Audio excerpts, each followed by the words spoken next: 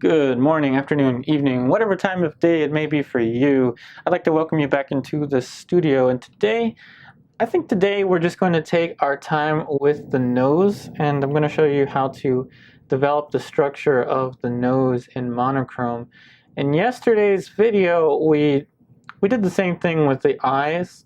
So let's take a look at the plane changes. So again, I'm just using the same colors. This is Williamsburg Flake White, and this is Winsor Newton Raw Umber.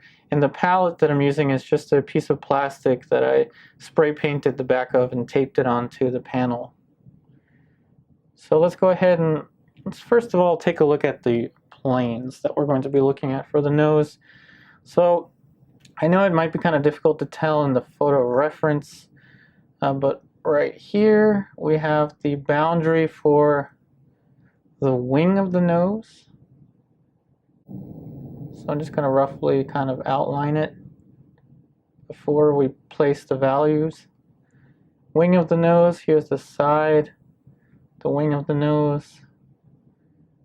Now the bulb of the nose is right here, and we want to make sure that the point of the bulb of the nose, this portion right here, is facing or is in alignment with the center line, meaning that this point right here is in alignment with the center line, and it appears to be. And now since the model is in 3/4, we're going to be seeing a little bit of the wing of the nose on the other side. See that little triangle? We're going to be seeing just a little bit of the wing of the nose. And then of course we have the side plane of the nose here. So let's go ahead and get into some of the values now. So our first plane change is going to be for the side of the wing of the nose. So this little shape right here.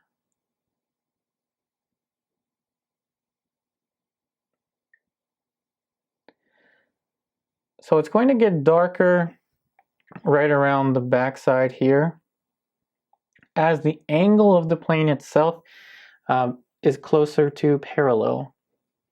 The closer the plane is to parallel, the darker it will get. As the planes turn closer to perpendicular, they will become lighter. It's all about the angle of the planes now. And I know that this is some tricky stuff. I mean, in terms of art, making something look three-dimensional can be quite daunting. But if you simplify it down into a coherent and understandable fashion, such as what we're doing today with the nose, it's not so bad. It just takes a little bit of conceptualization. So now the wing of the nose, the entire wing of the nose, now it's going to be hard to see on the photo reference, is actually going to be all one flat angle. So this is going to be one form change, and I'm going to introduce the idea of subforms in just a second. So now this area for the side plane of the nose is just kind of like a sculptor would create a little chop. So that is one form, and we're going to create some subforms. So here's how we're going to look at it. Here's our first little subform. So this is going to be the corner of the side of the wing of the nose. Now it still exists within this larger plane, which means it cannot get as light as any of the planes in this area. So again, this is going to get a little darker over here.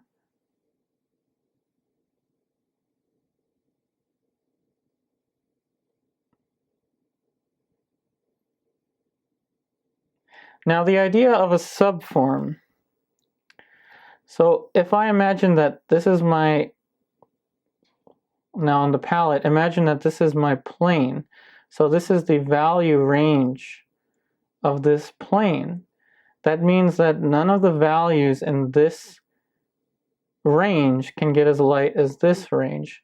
So that's why I call it kind of a subform.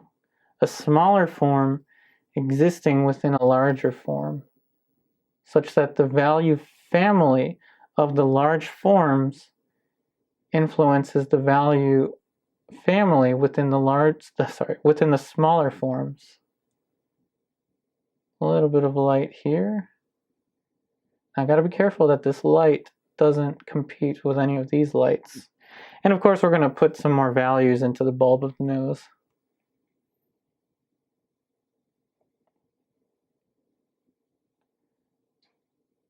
So here is the bottom of the bulb of the nose. Now that we're working our way towards the bulb of the nose, let's go ahead and re-examine the cast shadow directly beneath the root of the nose. So I'm going to go for my darkest dark, and I'm going to use Neo-Megilp medium to thin out the paint. So the root of the nose is right about here. So the root of the nose, again, is going to be the bottom of the nose, but it also kind of relates to the larger form of the bulb of the nose. So if this is the top of the bulb of the nose,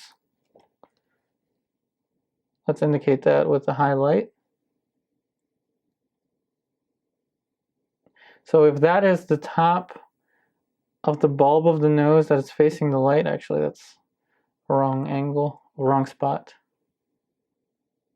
There we go. So if that is the top portion of the bulb of the nose that is within the light, there's going to be a kind of correspondence between that point and this point.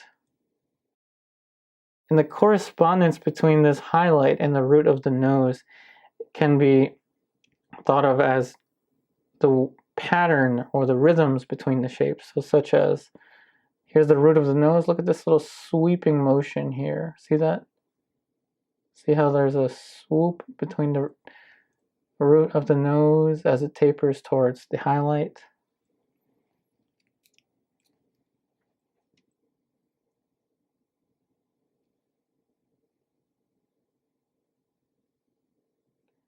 So a little bit of light here.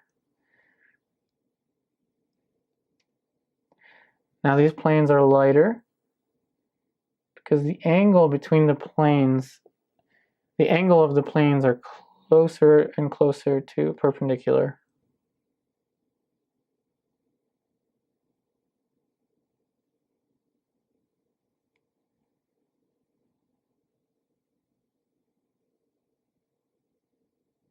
So I'm just going to kind of round out the form here for the bulb of the nose, meaning I'm creating now a value gradation, whereas it's lighter here and progressively gets darker as we go across to the side of the nose.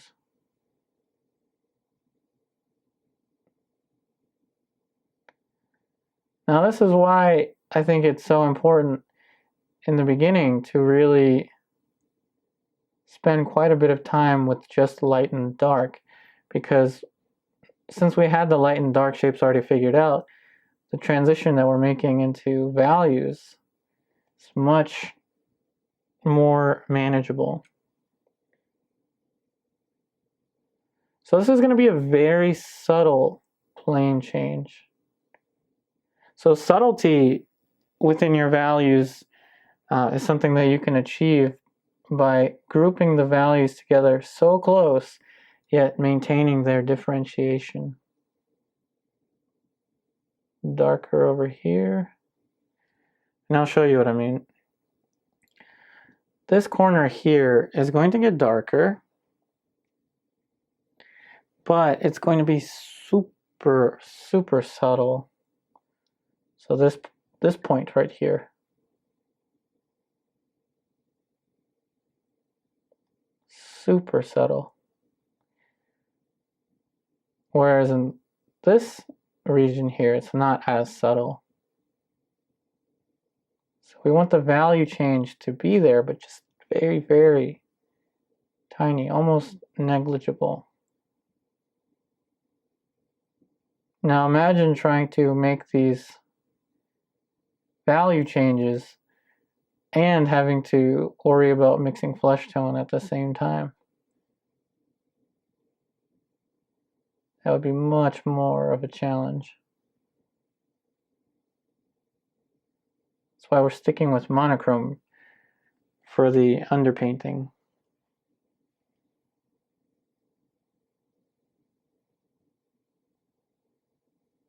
Now we're going to go back to the darks. So again, the root of the nose goes in here, and then this dark tapers towards the nostril. Now everyone has a very distinct shape to their nose, and I usually find that the likeness with the nose, at least, comes down to the angle of the bulb of the nose, typically. I mean, there's other ways to look at it, of course. But the bulb of her nose is kind of less round. It's a little more angular. So here's what I mean by angular.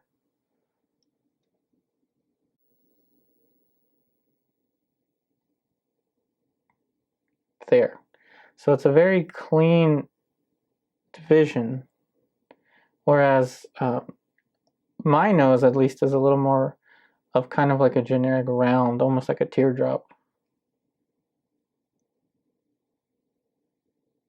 Our model's nose is much more angular.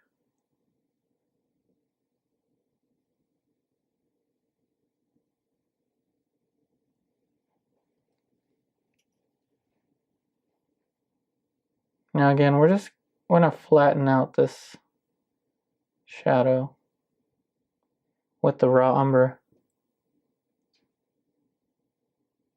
So as you recall, I mentioned yesterday, the raw umber and burnt umber, both of the umbers have a really nice quality to them that they don't get quite as dark as something like ivory black. So it compresses the value range, which is actually something that I want. Because once we transition into color, it's going to be really nice to have yet another register of value we can push. So let's just soften this.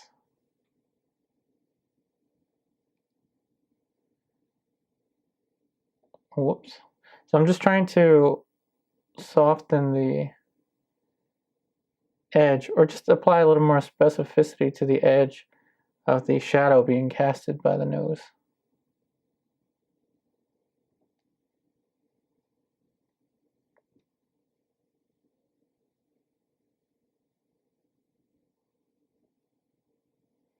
Now that shadow, that cast shadow, is not razor sharp, but it's a little soft. It's kind of an in-between edge.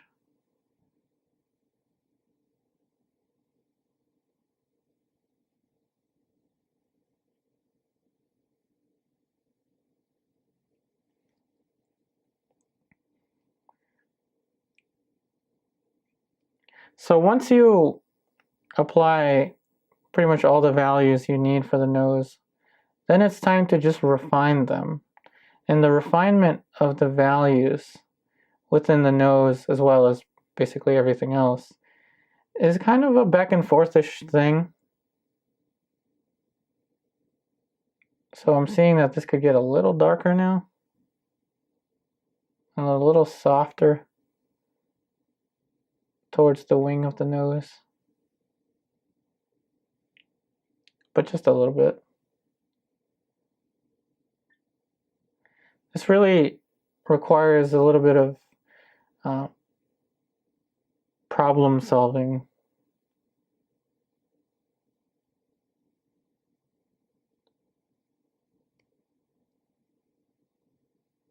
So let's see over here. Now I could make that plane change darker, this one right here, but I think it's all right. Now I know the photograph is a little overexposed. I'm going to try to darken it. Now remember, when you darken a plane relative to another plane, what you're telling the viewer is that this plane, the angle of this plane is closer to parallel. than the surrounding planes. So this is all now, at this point, is very three-dimensional. And I think this is some of the trickiest stuff with painting. That's why I think it's a good idea to practice it with monochrome and underpaint it in monochrome. So remember, all of this is just part of the underpainting for a larger painting we're working on.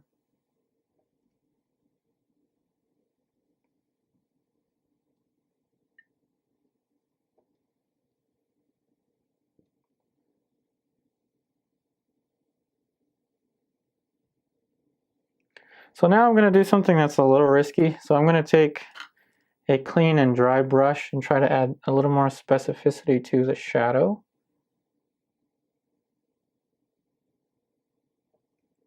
So what I'm trying to do is subtract a little bit of paint down there. I may actually have to put in a little bit of a reflected light, which I usually avoid, but I want a little bit of specificity here. So I usually avoid the reflected light until we get into color,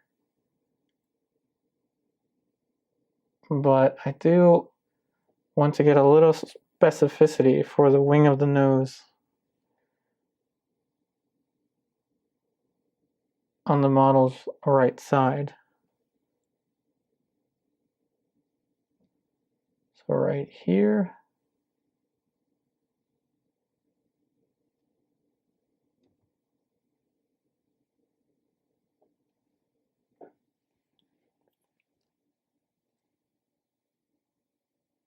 Now let's put the highlight back.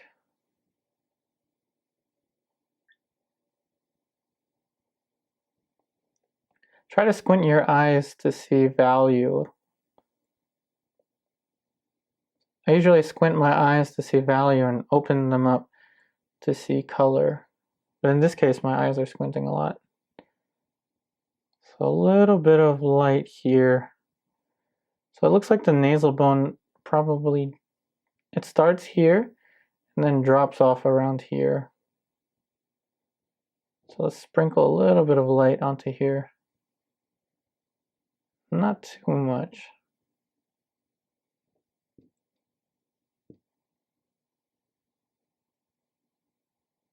And even the highlight on the nose here, this highlight region, is also following the center line of the nose. I think after adding a few value changes, I think the only thing that's left really is to refine the edge quality between the shapes. So this edge right here, it might be a little too sharp right now. So I have a kind of a middle tone on the brush, and I'm going to just drag it along the side of the edge very carefully.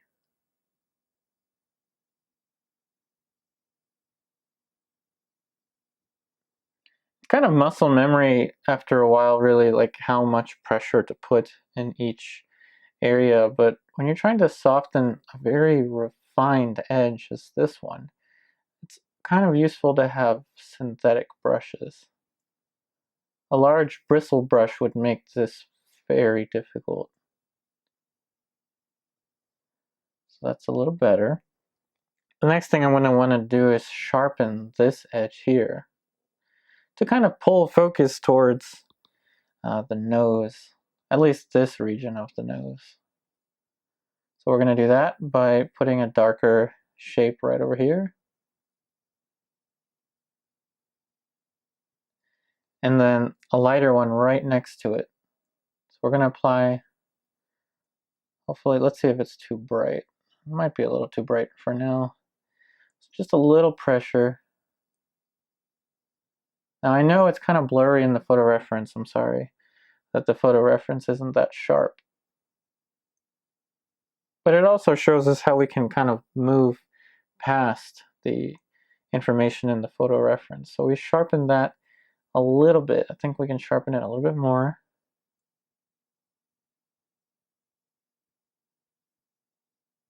just a tiny bit more.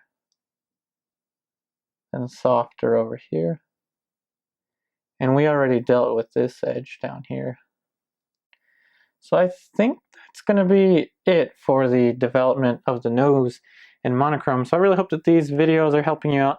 And tomorrow I'm going to start to underpaint the mouth. So tomorrow we'll get into the mouth. So I hope that me chopping up the videos into these little segments is a little easier to follow, as opposed to giving you like a 1 hour long video where I don't even show you that much of each individual feature. So this time I'm really trying to show you as much as I possibly can in the structure and development of each individual feature. So stay tuned for tomorrow's video, where we're going to start to put in some of the forms and structures for the mouth. I wish you the best. I hope you all have a wonderful day, and I'll see you again tomorrow.